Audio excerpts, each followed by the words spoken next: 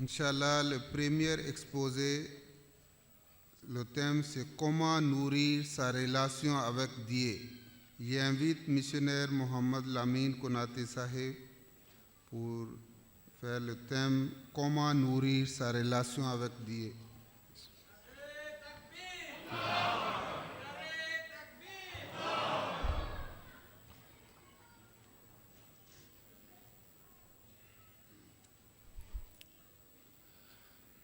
أعوذ بالله السميع العليم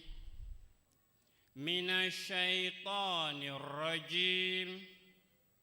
بسم الله الرحمن الرحيم إن الحمد لله نحمده ونستعينه ونستغفره ونعوذ بالله من شرور أنفسنا ومن سيئات أعمالنا من يهده الله فهو المهتدي ومن يضلله فلا هادي له أشهد أن لا إله إلا الله وحده لا شريك له وأشهد أن محمدًا عبده ورسوله ثم صلاة والسلام على أشرف المرسلين سيدنا محمد وعلى آله وصحبه وسلم تسليما كثيرا أما بعد السلام عليكم ورحمة الله تعالى وبركاته أمبال مسلمة وأمبوليكو كتنغنيني الله سبحانه وتعالى في كبو شيطان توروما وتمنينكو في أمبي الله سبحانه وتعالى تنو أني تنو ميكاكا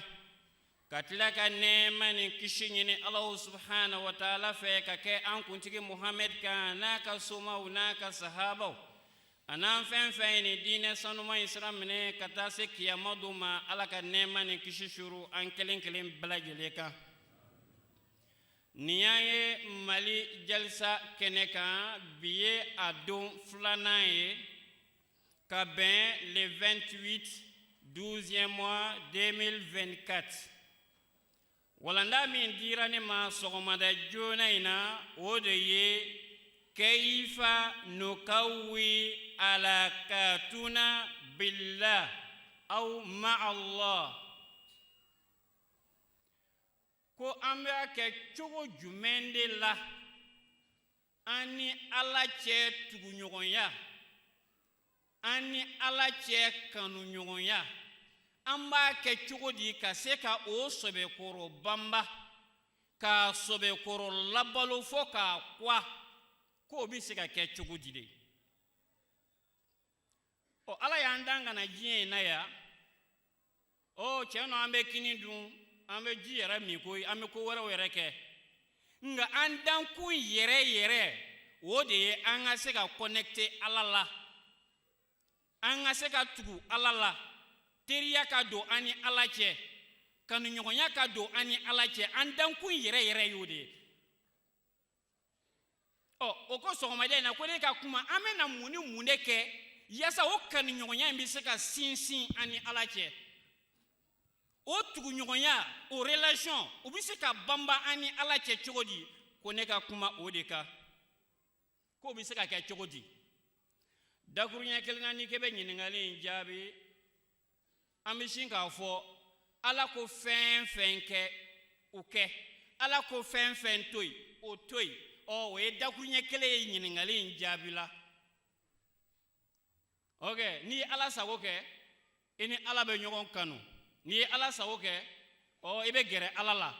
ni ya tanatoy o ina ala be gere nyogona do dakunye kele na ala sago ke kala tanatoy o namborai fenwara ufona bei amise ko fara nika o ye jumenye Allah subhanahu wa ta'ala femunu kankan wajibi ke chesiri olu fe kele obi ke sababu ye ka tugu nyogonya ni kanu nyogonya sabati ini Allah subhanahu wa ta'ala che no ile atakarubu ilayhi bil faraid Allah subhanahu wa ta'ala femunu ke wajibi ankan jija ula kele no kera Allah subhanahu wa ta'ala be gere nyogona o kofe farida o kofe sa ame tugu nyogonya ke ani Allah subhanahu wa ta'ala che ni nafla caman seli fana ye ou bien nafla sun caman doni faridaw kɔfɛ naflaw caman o fana bɛ kɛ sababu ye ka adamaden ni ala tugu ɲɔgɔn na wal iksar min azikr ka zikuru fana caman kɛ o fana ye sira min bɛ se ka tugu ɲɔgɔnya banba adamaden ni ala subhanahu wa ta'ala cɛ wa tilawatul qur'an kuranɛ fana kalan cogo ɲuman ka se k'a dɔn a n'a kɔrɔ o fana bɛ kɛ sababu ye ka tugu ɲɔgɔnya don ala subhanahu wa ta'ala ni jɔn cɛ wa tahalli bi mahasinil akhlaq k'i yɛrɛ masiri ni jogo ɲuman baw ye o fana bɛ kɛ sababu ye ka tugu ɲɔgɔnya don adamaden ni ala subhanahu wa ta'ala cɛ wal bu'du anil masawi ka tila tuguni k'i yɔrɔ ma janya ka bɔ jogo kolonw bɛɛ lajɛlen ma ala subhanahu wa ta'ala y'an bali ka bɔ fɛn fɛn ma k'i yɔrɔ ma janya o la ninnu bɛɛ lajɛlen de ye sira minnu bɛ kɛ sababu ye ka kanu ɲɔgɔnya banba ani ala subhanahu wa ta'ala cɛ a bɛ kɛ sababu ye ka gɛrɛ ɲɔgɔnya sinsin ani ala subhanahu wa ta'ala ni ɲɔgɔn cɛ n'an bɔra yen sisan an bɛna dalilu la an ko an ka kuma kun fɔlɔ la n'i b'a fɛ tuguɲɔgɔnya ka banba ye ni ala cɛ o de ye k'i jija ka ala sagow kɛ ka ala tanaw to yen o de kosɔn n'an ye suran dɔ lajɛ suratul yunus o aya 62 ka taa se 64 ma ala subhanahu wa ta'ala ko yen a ko ala inna awliya allahi la khawfun alayhim wala hum yahzanun a k'i ka lamɛn kosɛbɛ dɛ i k'a dɔn k'a fɔ ale ala subhanahu wa ta'ala teriw siran tɛ olu kan wa o tɛ jɔrɔ ala i teri ye jɔnnu ye a ko alladhina amanu minnu sɔnna ka da ni ala la k'an sago kɛ wa kanu yattaqun o tilala k'u yɛrɛ kɔlɔsi tanaw la ala teriw filɛ n'i b'a fɛ ka kɛ ala teri ye ka kɛ ala kanu ɲɔgɔn ye ka gɛrɛ ala la ala ko fɛn fila limaniya ne na n ko i ka minnu kɛ sabu ni limaniya fɔra yɔrɔ yɔrɔ dɔɔninkɛlaw ko ten ko ni limaniya ni takuwa nana ɲɔgɔn fɛ aya la ou bien birru ni takuwa nana ɲɔgɔn fɛ aya kelen na k'o kɔrɔ de ye k'a fɔ ko limaniya o bɛ baara ɲumanw ta takuwa o bɛ baara juguw toli ko fɔ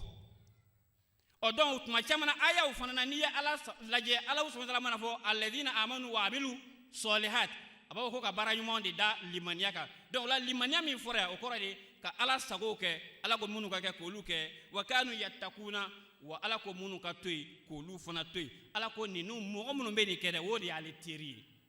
laɲini dun ye jumɛn laɲini dun ye jumɛn ye k'an ka ala sago kɛ ka ala tana to yen yaasa an bɛ se ka gɛrɛ ala la yaasa kanuɲɔgɔnya bɛ se ka sinsin ani ala subhanahu wa ta'ala cɛ ala ko cogo jumɛn na ko lahumul bushra fil hayati dunya a ko nin diɲɛ ɲɛnamaya in kɔnɔ yan ne ni ninnu de bɛ to ka baro kɛ wa fil akhirah wa lahara fana ne ni ninnu de bɛ baro kɛ minnu ye n sago kɛ k'an tana to yen ne ala ni ninnu de bɛ baro kɛ la tabdila li kalimatillah ala ko ale ka kuma tɛ falen falen dɛ zalika huwal fawzul azim ko nin de ye nin yɔrɔ ye nin yɔrɔ min n'a ka bon ale ala subhanahu wa ta'ala bolo an bɔra ka baara ɲuman fɛn fɛn fɔ k'a fɔ n'i ye ala sago kɛ ka ala tana to yen ka tila ka faridaw k'e jija o la nafilaw ka zikuru caman kɛ ka kuranɛ kalan k'i yɛrɛ masiri ni jogo ɲumanw ye ka tila k'i yɔrɔ ma janya jogo juguw la nin bɛɛ lajɛlen sinsin bere ye sinsin bere kelen ye o ye jumɛn ye o de ye tawhidi ye ala ka kelebantiya n'a fɔra ko tawhid o de ye ko ka limaniya ala kelen na jɛɲɔgɔn t'a la a kelen ni bato ka kan a bɛ fɔ de ma ko tawhid wa baara ɲuman fɛn fɛn adamaden b'a kɛ ka ɲɛnamaya kɔnɔ ala ko la a bɛɛ sopɔsuma ye nin ye ni nin sopɔsuma in y'i jɛ i ka baara ɲuman fɛn fɛn b'a sogolo a bɛɛ bi bin Allahu akbar Allahu akbar sallallahu alaihi wasallam o kosɔn dɔɔninkɛlaw ko fayakunu tawhid awwalu sila lil abdi billah a ko i k'a dɔn tawhidu de ye sira fɔlɔfɔlɔ ye hadamaden bɛ se ka tuguɲɔgɔnya sɔrɔ i ni ala cɛ sira fɔlɔfɔlɔ min na o ye tawhidu de ye donc f'an k'an janto o tawhidi in na ale de ye sira fɔlɔ ye i bɛ se ka ala lasɔrɔ ni sira min ye wa hadamaden ka kunnaja fana sababu sinsinnen bɛ sababu fɔlɔ min kan o de ye tawhidi ye donc i b'a dɔn k'a fɔ ka se ka hɛrɛ caman fana sɔrɔ ala bolo o sababu fɔlɔ fana ye o ye tawhid ye donc o de kosɔn ala subhanahu wa ta'ala bɛ o de fɔ kuranɛ kɔnɔ tuma bɛɛ yɔrɔ caman na a b'a fɔ nka an ye aya dɔ ta yan ala subhanahu wa ta'ala ko suratu nisa'i kɔnɔ a aya 100 ni aya 24 ala subhanahu wa ta'ala ko cogo di wa man ya'mal mina salihati min zakarin aw unsa ako maa min mana baara ɲumanw caman kɛ cɛ la ou bien muso la wa huwa mu'minun e y'a ye ja baara ɲuman in bɛɛ sinsin bere ye tawhidi ye a bɛɛ sinsin bere ye limaniya ye ni limaniya ni tawhidi y'i jɛ dɔrɔn o kɔrɔ de ye k'a fɔ i ye baara ɲuman fɛn fɛn kɛ a bɛɛ kɛra fu ye bolo o kosɔn ala subhanahu wa ta'ala ko ni cɛ muso i ye baara ɲuman caman kɛ mais i ka baara ɲuman in shartu yasa a ka kɛ baara ɲuman ye ale ala bolo a shartu de ye wa huwa mu'minun a ka sɔrɔ ye limaniya jɔn ye o donc o la an k'a dɔn k'a fɔ ja tawhid n'o ye limaniya ye ala kelen na k'ala kelen kɛrɛnkɛrɛn ni bato ye o de y'an ka baara ɲuman bɛɛ supasement ye an kan k'an janto la o de fana ye supasement ye fɛn fɔlɔ min ni adamaden bɛ se ka kɛ ka kanu ni tuguɲɔgɔnya sinsin i ni ala subhanahu wa ta'ala ni ɲɔgɔn cɛ Nare takbir. Muhammad Mustafa. o kosɔn ala subhanahu wa ta'ala ko faulaika yadkhuluna aljanna wala yuzlamuna naqira a ko ninnu ne bɛ don aljinɛ na o tɛ tɔɲɔ hali ni fitini ye donc nin ye tawhidu an ka baara ɲuman bɛɛ sinsinnen bɛ o kan n ka kuma daminɛ na n ko faridaw olu fana bi kɛ sababu ye ka tuguɲɔgɔnya ni a kanuɲɔgɔnya sinsin ani ala cɛ o farida la belebeleba dɔ ye jumɛn ye o de a sɔla n'an ka nin jamana in kɔnɔ ni seli de sɔbɛkɔrɔ lagosila kosɛbɛ kosɛbɛ k'o bugɔ ka bɔ mɔgɔw bolo k'o kɛ fɛn kolon bɛɛ lajɛlen ye k'o kɛbaw kɛ malangolow ye nka seli ye fɛn faridaw la belebeleba dɔ ye min bɛ hadamaden lasurunya ala subhanahu wa ta'ala la sabu ala subhanahu wa ta'ala yɛrɛ ko an dankun ye yɛrɛmajigin de ye an k'an kolo ala ye k'an yɛrɛ majigin ala ye o kolo ala ye n'o yɛrɛmajigin bɛ sɔrɔ bato kelen pe min kɔnɔ ka tɛmɛ bato bɛɛ kan o de ye seli ye Takbir. Mustafa. hadamaden n'i y'a jɔ k'a lajɛ ala ka danni na i b'a sɔrɔ kunkolo de bɛ farikolo bɛɛ sanfɛ tenda a y'o bila ka taa ɲɛfɛ nga ala subhanahu wa ta'ala ko wa ma khalaqtul jinna wal insa illa liya'budun adamaden i danna ni ala fɛ bato kama o kosɔn o bato n'o yɛrɛmajigi ani ala subhanahu wa ta'ala ani yɛrɛ kolo wa man aslama wajhahu lillah ye ala subhanahu wa ta'ala fana ka yɛrɛ kolo ala ye o yɛrɛ kolo n'o yɛrɛmajigi kɔdan o de ye i kunkolo min b'i farikolo bɛɛ sanfɛ i bɛ jigin ka t'o da duguma ala ye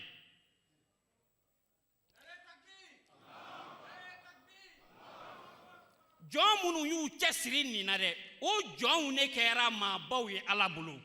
minnu sɔnna ka kunkolo in tenda in k'a jigin ka taa nɔrɔkɔ dugu la ala ye olu de kɛra ala ka maakɔrɔtalenw ye olu de kɛra ala ka maatɔgɔbɔlenw ye o donc o de kosɔn alakira sallallahu alaihi wasallam yɛrɛ y'o sɛbɛkɔrɔ warawala ye k'a ko yɛrɛmajigi kɔda o ye ka t'i te da dugu ma a ko de kosɔn jɔn ka surun ala la waati min na o ye tuma min na n'i y'i te da dugu ma sabu ka da i yɛrɛ kolo ala ye donc n'o kɛra i bɛ ala ka kanu sɔrɔ wa ala yɛrɛ fana y'o de fɔ an ye kuranɛ kɔnɔ dɛ kuranɛ yɛrɛ suran fɔlɔfɔlɔ min jiginna alakira sallallahu alaihi wasallam kan e ka taa o suran laban lajɛ ala subhanahu wa ta'ala ko ye kella la tuti'uhu a ko muhamadu kana sɔn dɛ kana sɔn ka ninnu labato wasjud i tɛ n da duguma o waqtarib o la i bɛ surunya ni ala la ɔ ne dun walanda min dira ne ma ko an b'a kɛ cogo di an bɛ se ka surunya ala la an b'a kɛ cogo di kanuɲɔgɔnya bɛ banba an ni ala cɛ an b'a kɛ cogo di ni an bɛ se ka an ni ala cɛ kanuɲɔgɔnya ni a tɔgɔ di yɛrɛma surunya ala la an bɛ se k'o labalo cogo jumɛn na ka se k'o sabati k'o sinsin cogo jumɛn na wa ala filɛ ka bɔ k'o de fɔ an ɲɛna ko an b'a kɛ ni tenturu de ye n'an b'a fɛ ka gɛrɛ ale ala la k'a ka kanu sɔrɔ k'o bɛ kɛ ni tenturu de ye ala yɛrɛ de ko ten a y'a ten da dugu ma n'o kɛra a bɛ surunya ni ala subhanahu wa ta'ala la donc kɔrɔ ye a ye seli n'o kɛra a bɛ surunya ala la o kosɔn alakira sallallahu alaihi wasallam ko sahih muslim kɔnɔ a juzu fɔlɔ a furaɲɛ 350 alakira sallallahu alaihi wasallam ko ye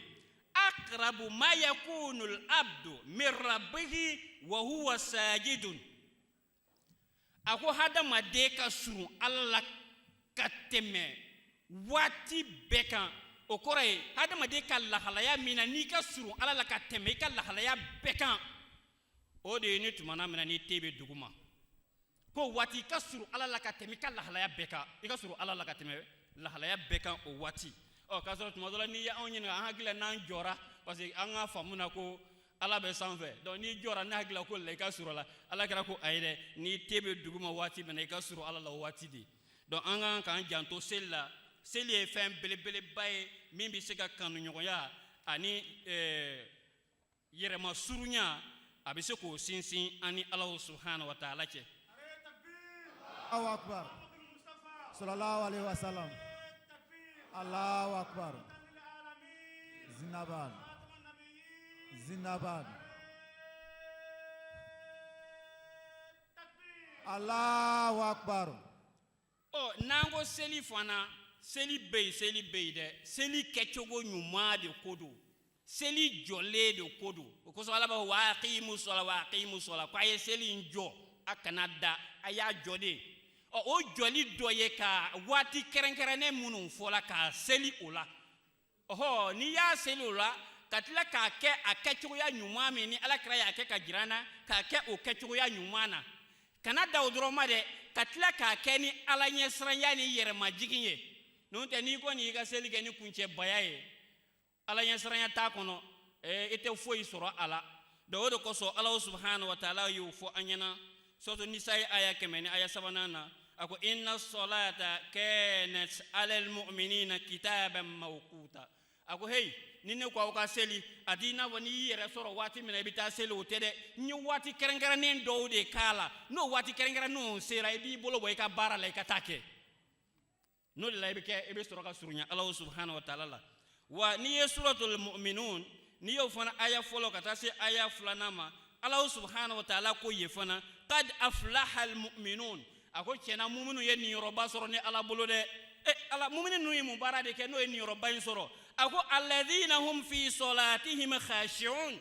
a ko n'i ma nin mu'minu ninnu dɔn nin mu'minu ninnu de bɛ seli ni yɛrɛmajigin ni Ala ɲɛsiranya ye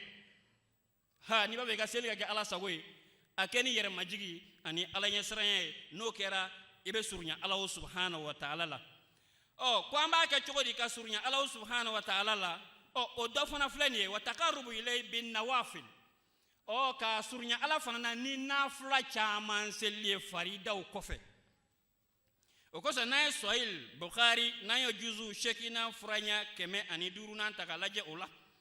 a bɔra de hadisa langale a ko Alakira sallallahu alaihi wasallam ko inna Allaha qala man adali waliyan faqad azantuhu bil harb ko Ala subhanahu wa ta'ala yɛrɛ de bɛ ka nin kuma fɔ nin ye hadisul qudsi ko ne cɛ wo cɛ ye kulonkɛ ale Ala ka waliyu la e cɛ wo cɛ ye ɲɛ don ale Ala teriw la ko ale Ala yɛrɛ de b'a labɛn i kɛlɛli kama o tuma na Ala waliyu ninnu bɛ mun baara de kɛ n'o kosɔn o kɛra e ka waliyu ye o kɛra e teri ye ka kɛ e ka masurunyamaw ye ka kɛ e kanuɲɔgɔn ye fo ni maa min bagara o ma e yɛrɛ bɛ wuli k'o niyɔrɔ kɛlɛ kɛ o ye mun baara de kɛ Ala bɛ n'o ɲɛfɔ an ɲɛna yan Allah subhanahu wa ta'ala ko wa ma taqarraba ilayya abdi bi shay'in ahabba ilayya mimma aftaratu alayhi ako ale ka jɔn itina baara ɲuman foyi de kɛ ko kadi ale Ala ye ka tɛmɛ baara ɲuman bɛɛ kan ale ye min k'i kan farida ye ko i bɛ baara ɲuman fɛn fɛn kɛ dɛ farida ninnu ne kadi ale Ala ye ka tɛmɛ i ka baara ɲuman bɛɛ kan nka tuma dɔw la an ka diinɛ faamu cogo jugu fɛ an ka diinɛ faamu cogo jugu fɛ i bɛ taa dɔw sɔrɔ yen taabolo dɔw sɔrɔ silamɛya la u bɛ taa ka taa fɛn seli kɛcogo dɔw nafila kɛcogo dɔw u bɛ taa barajibaw fɔ a la ka jɔyɔrɔbaw fɔ a la fo ka taa se o nɔfɛmɔgɔw bɛ taa fili u bɛ faridaw fiɲɛya k'u nɔrɔ o nafilabaw la. Nare takbir, Allahu akbar. nare takbir, Allahu akbar. Muhammad Mustafa, Sallallahu alaihi wasallam. Ahmadiyya, Zindabad. Ahmadiyya, Zindabad. nare takbir. Allahu akbar. O ye fili juguba de dɛ Ala bɛ k'o de fɔ nin hadisa in kɔnɔ yan o ye fili juguba de ye maa ka juru b'i la e me cɛsiri o juru sarali fɛ fɔlɔ e bɛ taa k'i bɛ taa kado d'a ma ala ka juru de b'an kana faridaw ye ala ka juru de y'an kana i bɛ tila olu de la e bɛ sɔrɔ ka kado di ala ma n'o ye nafulaw ye mais e taara ka taa nafula bonya ka tɛmɛ farida kan ka taa tɔgɔ di kado bonya ka tɛmɛ jurunatigi ka juru kan est-ce que ale yɛrɛ bɛna nisɔndiya ni e ka nin kado ye cogo di k'a sɔrɔ a ka wari juru b'i la Nare takbir Muhammadu Mustafa Muhammadu Katam Nabi donc la ala subhanahu wa ta'ala ko n'i b'i fɛ ka fɛn kɛ min ka d'ale ka tɛmɛ ka ɲuman kɛlen bɛɛ kan ko a ye min kɛ farida ye jija i ka tila o la fɔlɔ ko n'i tilala faridaw la sa wa ma yazalu abdi yataqarrabu ilayya bin nawafil hatta uhibbahu a ko ale ka jɔn ti fara a tilalen ko faridaw la a b'a cɛsiri kɛlɛ nafulaw la fo ale ala subhanahu wa ta'ala bɛ taa kanu a ko ni ale ala ye maa min kanu fa iza ahbabtuhu a ko ni ne ye jɔn min kanu kuntu sama'ahu alladhi yasma'u bihi ko n bɛ k'a tulo ye a bɛ mɛnni kɛ ni tulo min ye wa basaruhu alladhi yubsiru bihi a ko wa n bɛ kɛ a ɲɛ ye a bɛ filɛli kɛ ni ɲɛ min ye wa yadahu allati yabtishu biha a ko n bɛ k'a tigɛ ye a bɛ minɛni kɛ ni tigɛ min ye wa rijlahu allati yamshi biha n bɛ k'a sen ye a bɛ taama ni sen min ye wa in sa'alani la u'tiyannahu n'a ye n deli n b'a d'a ma Nare takbir Allahu Akbar Muhammadu Mustafa sallallahu alaihi wasallam wala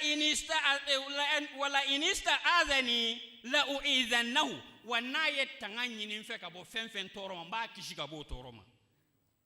donc y'a ye nka ala ye min fɔ a ko de tila faridaw la fɔlɔ i ka sɔrɔ k'i kɛ nafulaw kan n'o kɛra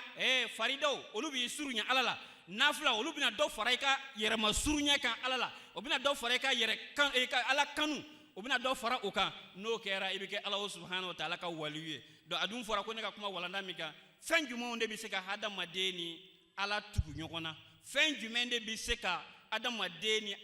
ala cɛ kanu k'a sɛbɛkɔrɔ sinsin ko fɛn jumɛn de b'o kɛ ninnu ye o dɔ ye nka n'an ye nafulaw fana ta k'a lajɛ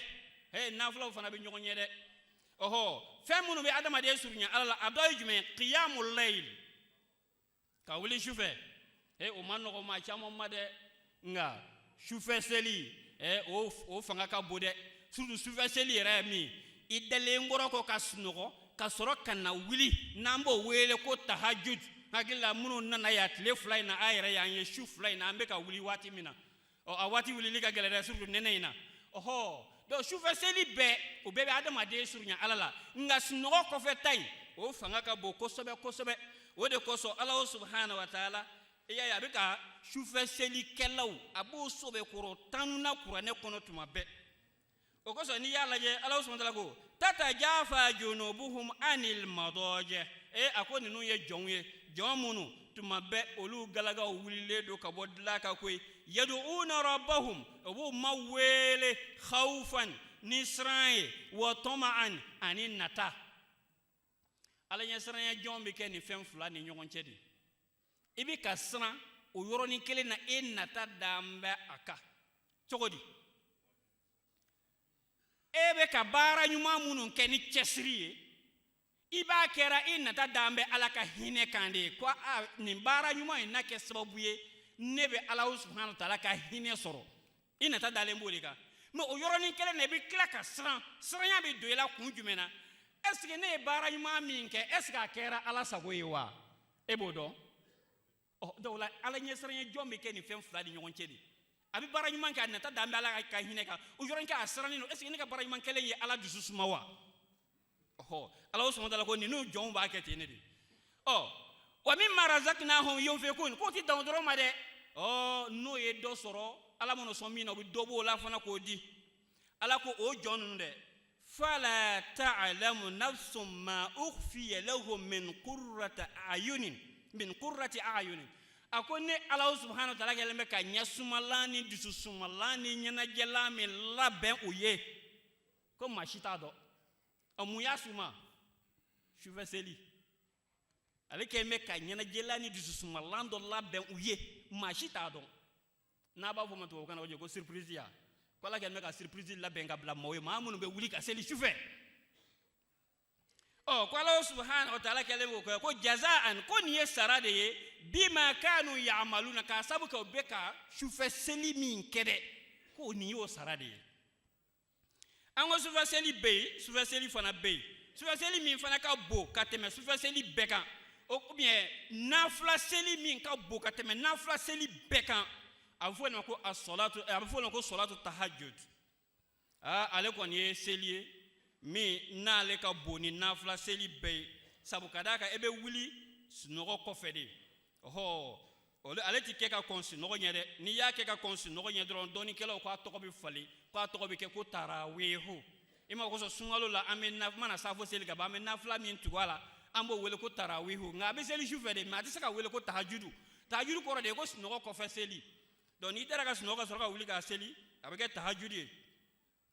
wa Ala subhanahu wa ta'ala y'a yira k'a fɔ ko nin sufɛ seli in filɛ k'a fanga ka bon kosɛbɛ a nafa ka bon wa a ka jugu sitanɛ ma wa ni Ala subhanahu wa ta'ala bɛ n'i kɛ maaba ye fɔ i k'i jija o sunɔgɔ kɔfɛ seli k'i jija o de la o de kosɔn Ala subhanahu wa ta'ala ye Ala kira kɛrɛnkɛrɛn tuma min na k'a kɛ kira ye ko ale bɛna na ka na dakuruɲɛ dɔw d'a ma a k'a lase a ka jɔnw ma Ala ko hey i tɛna se dakuruɲɛ ninnu kɔrɔ tant que i ma wuli sunɔgɔ kɔfɛ ka seli i y'a dɔn dɛ. Takbir. Allahu Akbar. Nare takbir. Allahu Akbar. Ahmadiyya. Zindabad. Ahmadiyya. Zindabad. Muhammad Mustafa. Sallallahu alaihi wasallam. Nare takbir. Allahu Akbar. Ja Ala ka kuma ɲɔgɔnya ka giri ko ye ja ni tɛ seli sɔbɛ kɔrɔ dasiya ka sufɛ ja i tɛ se Ala ka kuma kɔrɔ n'a kuma ne fɛ dɔrɔn fa bɛ don i la ten sabu ka d'a ka munna a ka kuma in ka giri kojugu donc o de kosɔn Ala ko Ala kira ma wuli ka seli sufɛ yaasa i ka se kumakan in kɔrɔ o de kosɔn Ala subhanahu wa ta'ala ko suratul muzammil Ala subhanahu wa ta'ala ko ye ya ayyuhal muzammil e min filɛ ka i dabiri fini jukɔrɔ k'e bunbun k'e bɛ su bɛɛ kɛ sunɔgɔ la kana kɛ ten dɛ qumil layla illa qalila wuli sufɛ sunɔgɔ kɔfɛ fo n'a kɛra dɔɔni ye i k'a bɛɛ kɛ seli la nisfahu su tilancɛ ta i k'o bɛɛ kɛ seli la a bɛ ko minhu qalila wala mɛ ka dɔɔni tigɛ ka bɔ su tilancɛ in na aw zida alayhi wala mɛ ka dɔ fara su tilancɛ kan k'o bɛɛ kɛ seli la waratilil qur'ana tartila ni k'i ka wuli ka seli sufɛ i bɛ kuranɛ de kalan dɛ seli in na wa i ka kuranɛ kalan cogo ɲuman na inna sanulki alayka qawlan thaqila ako sabu n'i y'a ye ngi ka wuli ka sufɛ seli dasiya kan n bɛ fɛ ka na kumakan dɔ d'i ma kumakan in ka giri ni kumakan in dun ka giri mun de b'a fiɲɛ ye i ma sufɛ seli de b'a to i bɛ s'a kɔrɔ Allahu Akbar. Sallallahu alaihi wasallam. Allahu Akbar. wa Ala ma tila ka dan o dɔrɔn ma dɛ tiɲɛ don sufɛ seli b'a to i bɛ se Ala ka kumakan kɔrɔ o dɔrɔn wa o dɔrɔn tɛ dɛ fɛn dɔ b'an nɔfɛ n'a bɛ f'o ma ko sitanɛ ni an b'a fɔ cogoya wɛrɛ ko ni dungɔ Ala ko sufɛ seli ka jugu o fana ma a ko inna nashi'ata al-layli k'i k'a dɔn k'a fɔ sunɔgɔ kɔfɛ seli hiya ashaddu wata'an ko ale de ka jugu ni dungɔ ma kojugu a bɛ ni dungɔ kolo de k'a d'i ma wa aqwamu qila wa a kumakanw fana tilelen don dɛ nin ye Ala subhanahu wa ta'ala ka dakuruɲɛ ye ka yira ka fɔ sufɛ seli o fana ye sababu dɔ ye min bɛ kɛ sababu ye ka adamaden ni Ala cɛ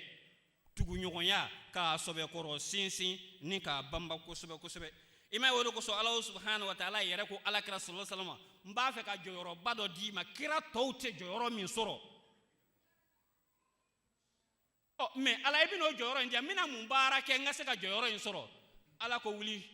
sunɔgɔ kɔfɛ i ka nafila dasiya kan n'o kɛra n bɛ jɔyɔrɔ in d'i ma Nare takbir. Allahu Akbar. Muhammad Mustafa. Sallallahu alaihi wasallam. suratul Isra o aya 79 na Ala subhanahu wa ta'ala ko ye wa min al-layli Muhammadu sufɛlaw fɛ fatahajjadu bihi nafilatan lak sunɔgɔ kɔfɛ wuli ka nafila dɔ seli i yɛrɛ ye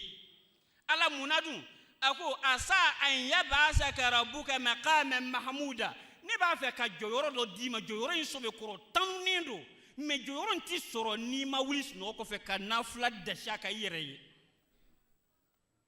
farida ko fe koni do ba ira na ka fo sino ko fe seli no tahajjudi ye o isra belebele baye mimi ke sababu ye ka hadama de ani ala tugu nyokona o de ko so anga khalifa aflana aya fo aga tafsir kabir kono ako wa innal ladhina yakhruna sajidina lillahi ta'ala fi jawfi al-layali yahrizuna al-kamala fi ar-ruhaniyya akika do mamunu no lu de be wuli dugut lafes no ko fe ko tenda duguma ala nyekoro ko olu de be ruhaniya dafalle olu de ba soro ruhaniya oyi alamaya de ye olu de be alamaya dafalle soro ni ba fe ka ke alama dafalle fi ka ke dugut lafesil ke la de ima e wode ko so Allah subhanahu wa ta'ala fi samantia chama de fo salatu tahajjud la anga aya dama dama ta ula no e fadlu salatu tahajjud Allah subhanahu wa ta'ala ko innal muttaqina fi jannatin wa uyun akika do ala nyasranya jong olu bi aljina so chama kono ana konyo akhizina ma atahum rabbuhum ko yefen soro umabolo o yo mene innahum kanu qabla zalika muhsinin ko nyani ko se aljina kono ko to jena ko ma nyuma untundo ala yere de be ko ma nkudu de ko ma nyuma untundo odma ala yo ka ma nyuma ya soro chogodi ala fana bi no de nyefanya oyo ka manya soro chogo mena ko to jena ya ko kanu qalilan min al-layli ma yahjaun ko ka shufes no de tunga doko e globena Mohamed Mustafa ambe ba fa ka musinu de muhsinin an chama bi amba kanu an ka musini me musin ya ti soroti de ai ala ko ni ba fa ko soro fe gi ka shufes no ko de doko ya wabil ashari sokomodaw fana fe hum yastaghfirun ubishika seli o majrumuna ko ke me sokomontugu o sigile mbetuni astaghfirullah astaghfirullah astaghfirullah akana nyina ni fana ko de ayaw jijanna ni fana bi hadama de ni alache abe osurunya ko sebe o de ko so shufa seli na alakira sallallahu alaihi wasallam fana inna fa chama fo ala fo kata se alakira sallallahu alaihi wasallam ko sahih bukhari juzu fulana kono akoni sutun sera atlan sabana labana ko Allah subhanahu wa ta'ala be jigi kana anga ni jien sangolo ina ka ba fo mogo ma man yad'uni fa astajiba lahu ko joni binne ala wele ngaka wele kan jabi man yasalni jomine ala ma jombene ala deli fa u'tiyahu motigila mason wa man yastaghfiruni jon fana be yafa nyinin fe fa aghfiru lahu ko nga yafa tigila mama ko shuwo shoni shu sirat lan sabana labana ko Allah subhanahu wa ta'ala be jigi kana ne nyinin ngali ke ma bela no ya soro e dambes no la dum mwele nge jabi ndeli nge son yafa nyinin fe ye njurumu no ketle kono yafa nyinin fe nga yafa ema o ya sere be gorondola نعرے تکبیر Allahu Akbar محمد المصطفى sallallahu alaihi wasallam محمد المصطفى sallallahu alaihi wasallam رحمة للعالمين zindabad tuma juma ibina ke ala ka join ima ko so ala ya ka jon do mankutu qur'ane kono suratul furqan aya bi woro ni sabana ngata bi woro ni nanna ambal ma ke nanga karamo ko babora ka kala kuma damne ne ya ko Allah subhanahu wa ta'ala ko wa ibadur rahman allazina yamshuna ala al-ardi hauna ako ale rahmanum masaka jon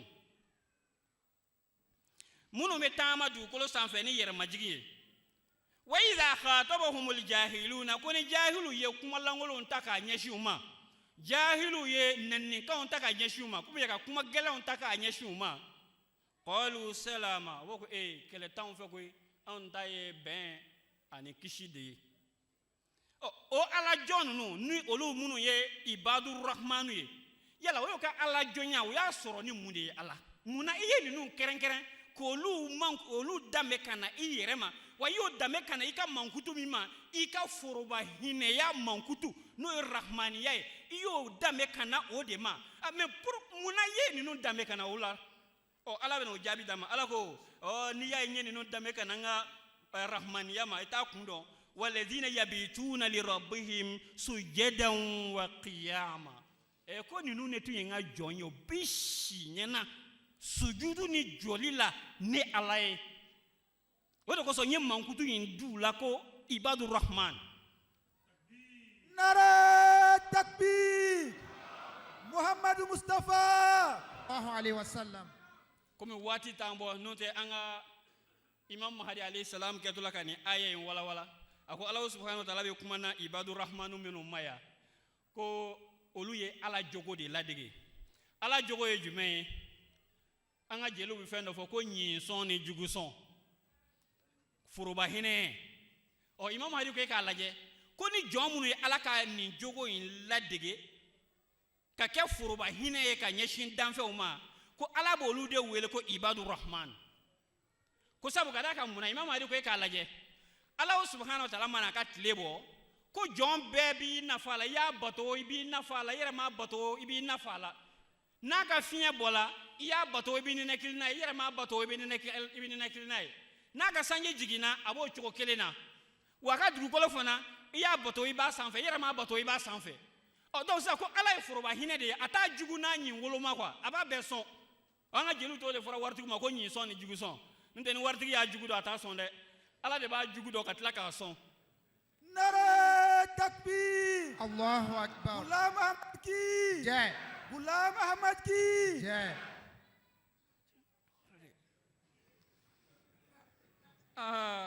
Go gelala doni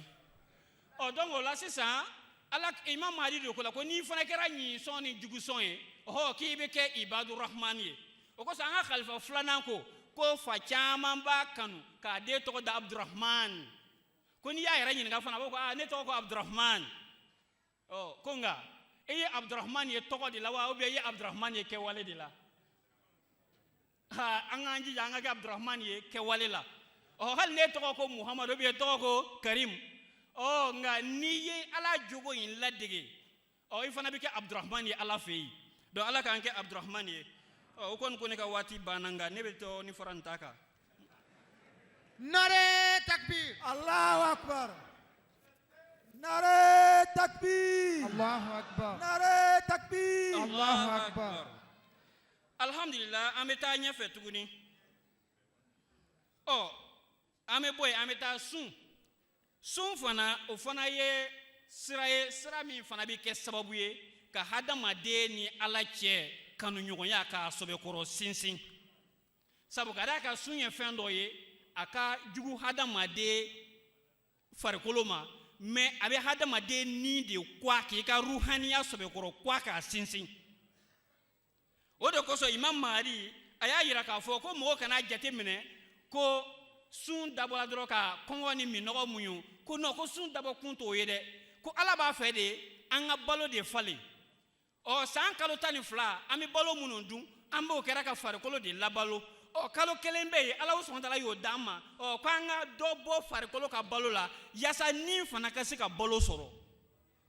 ɔ ko sun dabɔ kun y'o de n'o tɛ a dabɔ kun tɛ ko k'an bila kɔngɔ la wa ala subhanahu wa ta'ala yɛrɛ y'o fɔ kuranɛ kɔnɔ k'o walawala an ye ka yira k'a fɔ ko sun fana bɛ kɛ sababu ye ka ala ɲɛsiranya d'an ma ɔ ala ɲɛsiranya de dun ye fɛn ye ala ko kɔnɔna na ale fanga ka bon a jɔyɔrɔ ka bon kosɛbɛ kosɛbɛ i ma ye o de kosɔn ala subhanahu wa ta'ala k'o kuranɛ kɔnɔ a ko ya ayyuhalladhina amanu a ko aw minnu k'aw dara ni ala la kutiba alaykumus siyam ɔ ne ye sun kɛ wajibi ye aw kan kama kutiba ala alladhina min qablikum i n'a fɔ n y'a kɛ manton tɛmɛnenw kan wajibi cogo min na ala mun kosɔn ko la'allakum tattaqun